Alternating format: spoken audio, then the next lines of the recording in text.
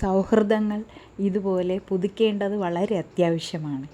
കാരണം നമ്മുടെ മനസ്സിൽ എന്തെങ്കിലും വിഷമങ്ങളുണ്ടെങ്കിൽ ഈ കൂട്ടായ്മ അതെല്ലാം മാറ്റി സന്തോഷപരമായ കുറേ നിമിഷങ്ങൾ നമുക്ക് സമ്മാനിക്കും.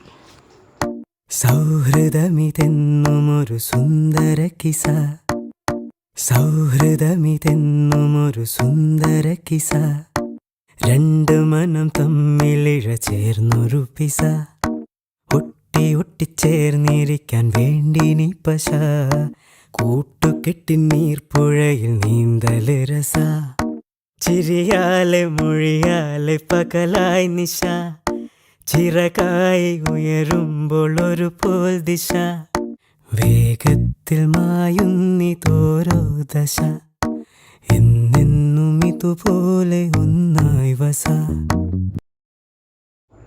ഈ സൗഹൃദങ്ങൾ ഒരിക്കലും അവസാനിക്കാതെ ഇങ്ങനെ തുടർന്നു പൊയ്ക്കൊണ്ടേയിരിക്കട്ടെ. കൂട്ടുകെട്ടി നീർപ്പുഴയിൽ നീന്തല് രസ, ചിരിയാലെ മൊഴിയാലെ പകലായി നിശ, ചിറകായി ഉയരുമ്പോൾ ഒരു പോൽ ദിശ, വേഗത്തിൽ മായുന്നിതോരോ ദശ, എന്നെന്നും ഇതുപോലെ ഒന്നായി വസ.